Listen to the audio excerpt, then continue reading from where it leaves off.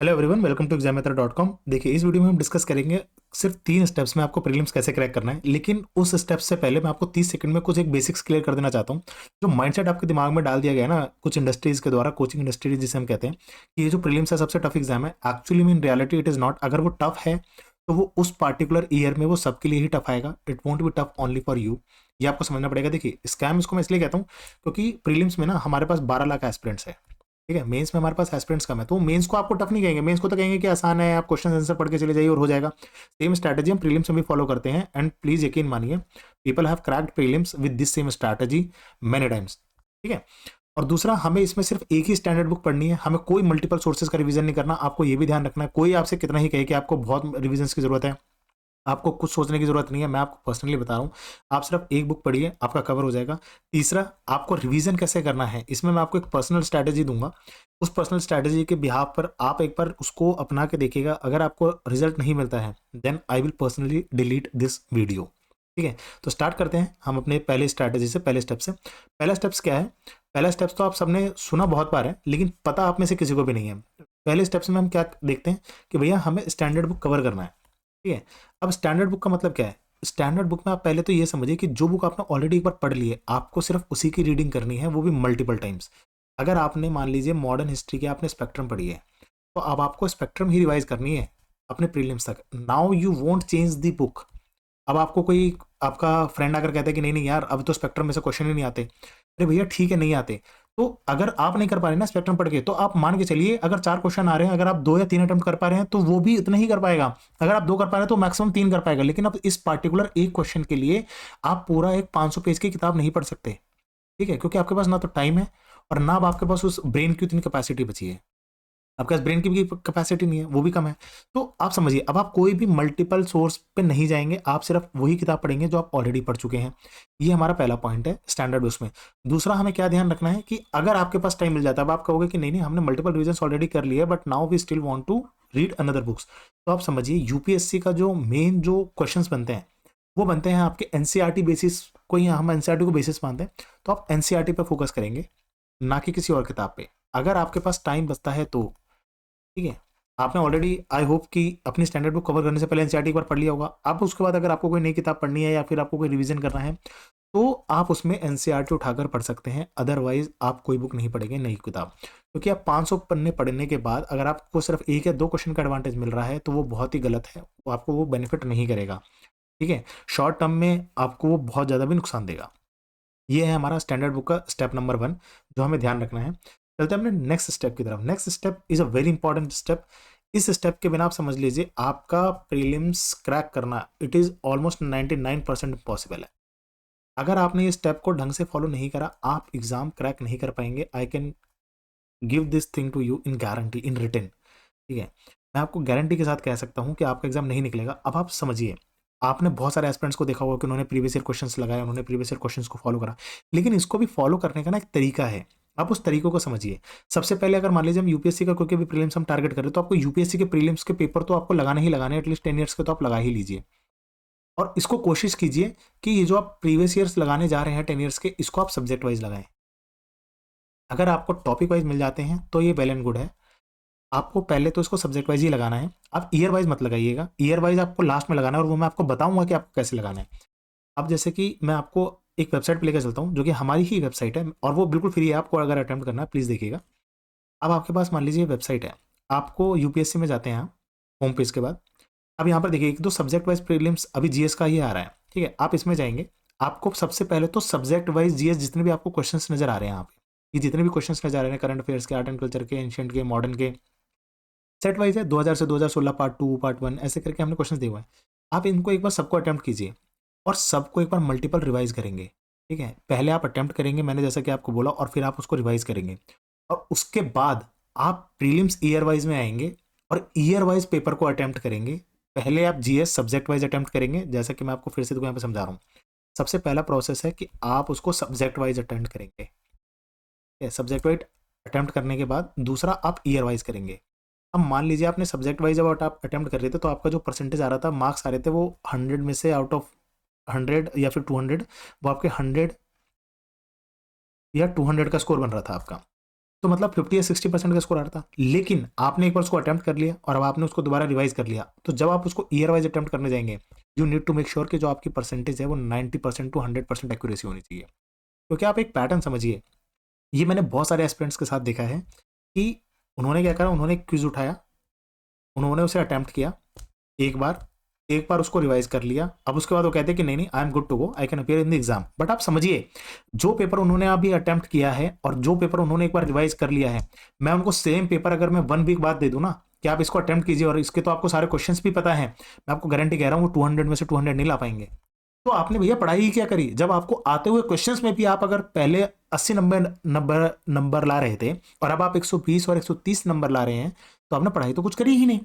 Basically आपने तो, आपका जो पढ़ा हुआ है वो तो सारा बेकार हो गया ना, अगर आपको कुछ बेनिफिट ही नहीं हो रहा, अगर आप उसमें से आपकी परसेंटेज इंप्रूव नहीं हो रही तो इस चीज का आपको खास ध्यान रखना है कि आपको किसी भी क्विज को, प्रीवियस ईयर क्वेश्चंस को आपको 2 बार अटेम्प्ट करना है।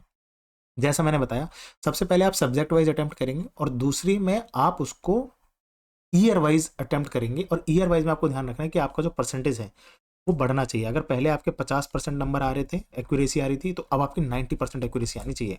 ठीक है, क्योंकि आपने ऑलरेडी उसको सब्जेक्ट वाइज में तो अटेम्प्ट कर लिया ना, तो अब ऑलमोस्ट आपको सारे क्वेश्चन तो पता है सब्जेक्ट वाइज में। अब आपको ईयर वाइज में, अगर आप 200 का कोई क्वेश्चन पेपर अटेम्प्ट कर रहे हो, तो आपके 180 190 इतने नंबर तो आपके स्कोर आना ही चाहिए। ठीक है, इसमें कोई गुंजाइश नहीं है। अगर आप ये कर लेते हैं, आप यकीन मानिए, आप खाली कुछ मत कीजिए। जैसे कि मैं आपको देखो इस साइट पे दिखाता हूँ, आप इस पे जाइए, आपको आपको यूपीएससी के सारे क्वेश्चंस मिल गए 15 साल के। आप स्टेट पीसीएस में चले जाइए, अगर उसके बाद खत्म हो जाते हैं। देखिए बीपीएससी में आपके पास ऑलरेडी क्विज़ेस जितने प्रीवियस ईयर में सारे हुए ना, सारे ऑफिशियल क्वेश्चंस आपको यहाँ पे मिल जाएंगे। आप ये 12 के 12 क्वेश्चन लगा लीजिए, तो बीपीएससी का पैटर्न भी ऑलमोस्ट आपका यूपीएससी की तरह ही हो गया है। ठीक है, तो आप इसके स्टार्टिंग के 5 पेपर लगा लीजिए, देखिए सारे क्वेश्चन आपको मिल जाएंगे। और एक सबसे बड़ा जो एडवांटेज हमारी वेबसाइट पे है, आप इसमें एक एलिमिनेशन टेक्निक भी सीख जाएंगे। उसका वीडियो का लिंक मैं आपको डाल दूंगा कि वो आपके लिए क्यों इंपॉर्टेंट है। अब आप इसमें देखिए एलिमिनेशन टेक्निक भी एक बार देख लीजिए, वो एलिमिनेशन टेक्निक आपको यहाँ मिल जाएगी। जैसे कि मान लीजिए आप ये क्वेश्चंस पढ़ रहे हैं, ठीक है, आपने इस क्वेश्चन को पढ़ा। इस क्वेश्चन को पढ़ने के बाद मान लीजिए आपको सेकंड क्वेश्चन में डाउट था, आपने सेकंड क्वेश्चन ऑप्शन को एलिमिनेट कर दिया। तो सेकंड क्वेश्चन एलिमिनेट करने का मतलब आपने 2 और 3 को एलिमिनेट कर दिया, तो यहाँ पर आप लिखेंगे एलिमिनेटेड 1 ऑप्शन। ठीक है, अब इसमें मान लीजिए आपने ऑप्शन नंबर 3 पे एलिमिनेट कर दिया, तो इसका मतलब आपने 2 ऑप्शन एलिमिनेट कर दिया, तो आप उसको 2 ऑप्शन पे एलिमिनेटेड पे क्लिक करेंगे और आपके पास आंसर निकल के आ गया ए, और आप इसको सबमिट करेंगे। और कमाल की बात यह है, जब आप इसे सबमिट करेंगे ना, जैसे मान लीजिए हमने 2 ऑप्शन एलिमिनेट करे और जब आप इसे सबमिट करेंगे, तो आपको जो एनालिसिस आएगा वो आपको दिखाएगा कि जब आप एक क्वेश्चन अटेम्प्ट करते हैं या 2 क्वेश्चन अटेम्प्ट करते हैं ऐसे एलिमिनेशन के साथ, तो उसमें आपकी एक्यूरेसी क्या रहती है।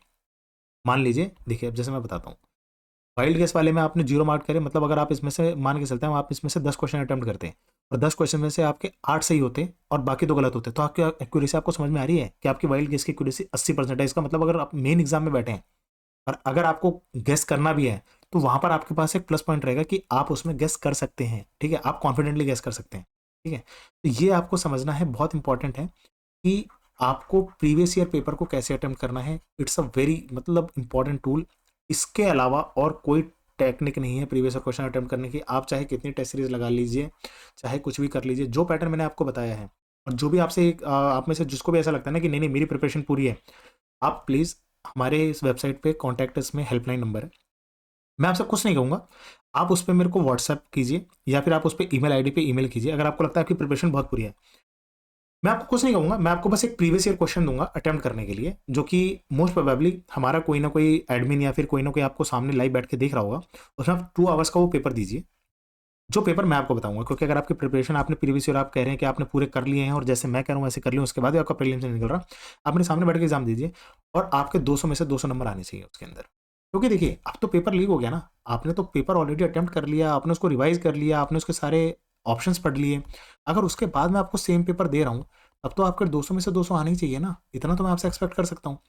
अब मैं ये क्यों कह रहा हूँ, क्योंकि आप समझिए, आपने 100 क्वेश्चन पढ़े, अब उसमें से मान लीजिए 10 क्वेश्चन भी आपके यूपीएससी में रिपीट हो गए। 10 क्वेश्चन तो उसके आपकी वो जो 10 क्वेश्चन जो रिपीट हो रहे हैं या जो सेम ऑप्शंस में से आ रहे हैं, आपकी जो उस पे एक्यूरेसी है ना, वो 100% होनी चाहिए। ठीक है, ये आपको ध्यान रखना है, आप उस एक्यूरेसी में कॉम्प्रोमाइज़ नहीं कर सकते हैं, चाहे कुछ भी हो। ठीक है, तो ये आपको ध्यान रखना है। अब नेक्स्ट चीज़ क्या बचती है, अब हमें रिवीजन करना है। रिवीजन करने का सबसे इंपॉर्टेंट और सबसे बेस्ट मेथड क्या है, अब आप वो समझिए। आपने मान लीजिए आज एक पेपर अटेम्प्ट किया, चाहे वो आपने कोचिंग सीरीज का करा या प्रीवियस ईयर करा, ये कंसिडर करके सर, हमने कोई पेपर है जिसे हमने अटेम्प्ट कर दिया है। अब उसमें आप ये समझिए कि पेपर अटेम्प्ट करने के बाद 100 क्वेश्चंस थे, जिसमें से आपके 40 क्वेश्चंस गलत हो गए, 40 क्वेश्चंस रॉन्ग। अब उसमें से 10 क्वेश्चंस तो ऐसे होंगे जो आप पहली बार ही देखेंगे और आपको समझ में आ जाएगा कि हाँ ये किस लिए रॉन्ग थे और आपने उसको ऑन द स्पॉट रट लिया। लेकिन 30 क्वेश्चंस ऐसे होंगे जो बहुत ही ज़्यादा कंफ्यूजिंग होंगे, जिसमें आपको लगता है कि मल्टीपल रिविजन चाहिए।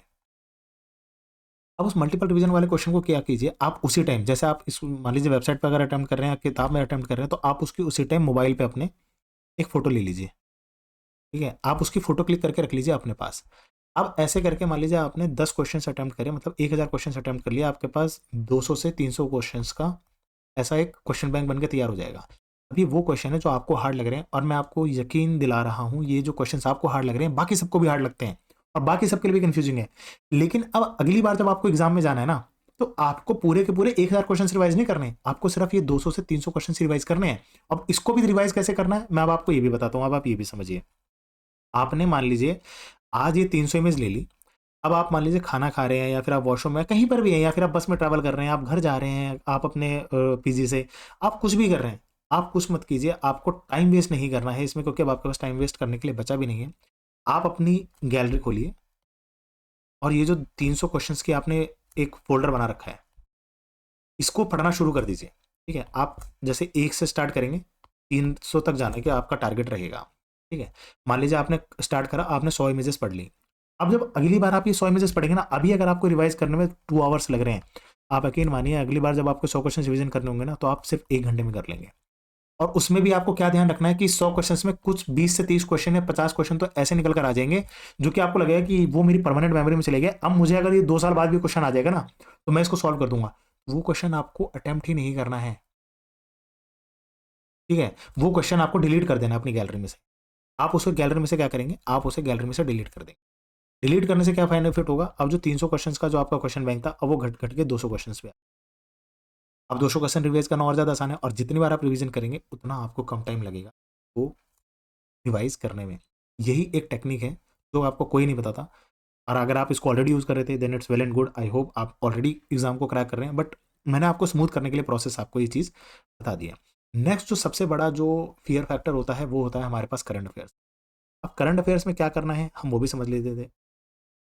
30 to 40% हर साल हमारा वेटेज मान के चलते कि हमारे पास होता है, 30% के आसपास का वेटेज मान के चलिए, क्योंकि उसमें भी देखिए जैसे एनवायरमेंट इकोलॉजी है, अगर आपने उसको पीएमएफ से पढ़ा है, तो अगर उसके 10 क्वेश्चन या 15 क्वेश्चन के आसपास आ रहे हैं, तो लगभग 10 क्वेश्चन तो आपके स्टैटिक से ही ऑलमोस्ट होंगे, जो आप उसी पीडीएफ में से करके कर लेंगे। तो मैं तो देखो इसको स्टैटिक ही मान के चलता हूँ, मैं इसको करंट अफेयर बेस्ड नहीं मान के चलता, क्योंकि आप करंट अफेयर बेस्ड मान के कैसे, मतलब अगर मान लीजिए अभी प्रेसिडेंट के ऊपर कोई बात चल रही है और पॉलिटी में कोई क्वेश्चन आ जाता है, अब आप उसे ये तो नहीं कहेंगे ना कि भैया क्योंकि न्यूज़ में प्रेसिडेंट के ऊपर टॉपिक चल रहा था तो वो करंट अफेयर्स हो गया। नहीं, वो आपका प्रेसिडेंट है, वो स्टैटिक है, आपको थोड़ा सा ध्यान रखना है, आपको माइंड अपना शार्प रखना है।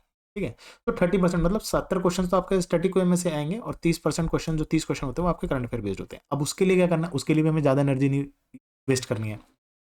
अगर आप ऑलरेडी मंथली मैगजीन पढ़ रहे थे, किसी को फॉलो कर रहे थे, तब तो आपको उसी के मल्टीपल रिवीजन करने हैं। आपको उसी मैगजीन के मल्टीपल रिवीजन करने हैं, मैं फिर से कह रहा हूँ आपको उसी मैगजीन के मंथली रिवीजन करने हैं। ठीक है, लेकिन अगर आप नहीं कर रहे थे तो आप पीटी 365 उठा लीजिए, या फिर उड़ान की जो अभी नई कंपाइलेशन आ रही है, कोई भी एक ईयरली कंपाइलेशन उठा लीजिए और उस ईयरली कंपाइलेशन को पढ़ लीजिए। आपको मैक्सिमम 30 दिन लगेंगे पूरी कंपाइलेशन करने में, आप पूरी कंपाइलेशन कर लीजिए। अगर आपने मंथली मैगजीन नहीं पढ़ी है तो ये दूसरा स्टेप। लेकिन अब यहाँ पर भी एक कैच है जो कि मैं आपको बहुत इंपॉर्टेंट है, प्लीज़ थोड़ा सा ध्यान देना जो मैं कहना बताना चाह रहा हूँ आपको।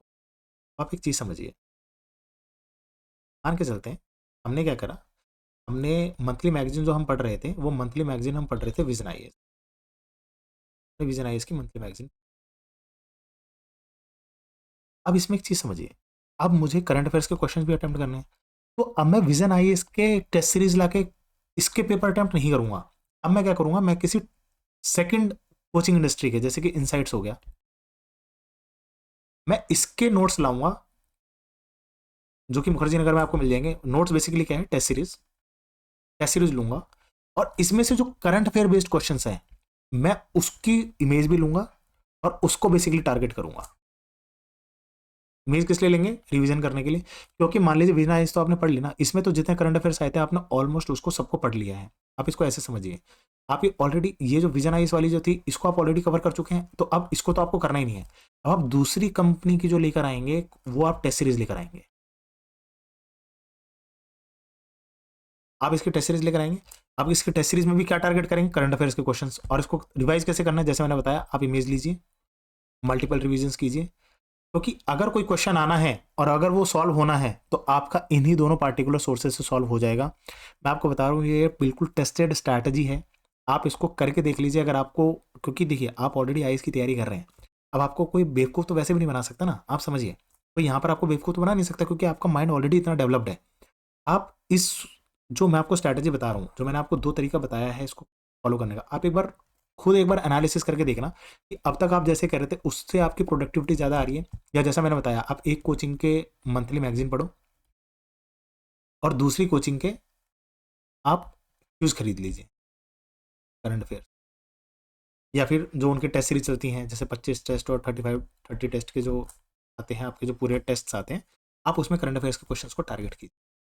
आप देखना अगर आपके 30 क्वेश्चन आ रहे हैं ना, और बाकी अगर एस्पिरेंट भी अगर 17 से 18 क्वेश्चन वो शॉर्ट कर पा रहे हैं, या फिर वैसे तो इतने कर ही नहीं पाते हैं, मैं मानो मैक्सिमम 10 से 12, तो आप भी आराम से 9 से 10 क्वेश्चन, 8 क्वेश्चन भी मान के चल लीजिए, आप 8 क्वेश्चन भी आराम से अटेम्प्ट कर जाएंगे। और वो भी तब मैं आपको बता रहा हूँ दूसरे वहीं पर एस्पिरेंट ने जहाँ पर पूरा साल उस करंट अफेयर्स को पढ़ाई करी, आपने सिर्फ एक मंथ दिया है और एक मंथ में आपकी प्रोडक्टिविटी इतनी है कि आप 80% प्रोडक्टिविटी निकाल पा रहे हैं। आपने वो कहावत सुनी है ना कि 20% जो आपका वर्क है वो आपको 80% रिजल्ट ला के देता है, ये बेसिकली वैसा ही है। ये ट्रायल एंड टेस्टेड स्ट्रैटेजी है, आप एक बार इसको अपना के देखिए। अगर आपको आउटपुट नहीं निकलता है तो आप प्लीज़ इसमें कमेंट कीजिएगा, और आप मेरे को ईमेल कर सकते हैं कि आप कैसे बेसिकली तैयारी कर रहे थे। ईमेल आपको मैं आपको ईमेल एड्रेस दिखा देता हूँ, आपको प्रॉब्लम ना हो। आप यहाँ पर जो स्टूडेंट क्वेरी ईमेल है, आप यहाँ पर ईमेल कर सकते हैं मुझे, आप ईमेल कीजिए और जो भी आपकी क्वेरी होगी, आप जैसे भी अभी सॉल्व कर रहे थे या जो भी आपको प्रॉब्लम आ रही थी, मैं कोशिश करूँगा पर्सनली कि आपकी स्ट्रैटेजी को समझूँ और आपको एक नया बेहतर ऑप्शन ला के दूँ, विकल्प ला के दूँ, जिसके थ्रू आप अपने एग्जाम को क्रैक कर पाए। Thank you everybody, that's all.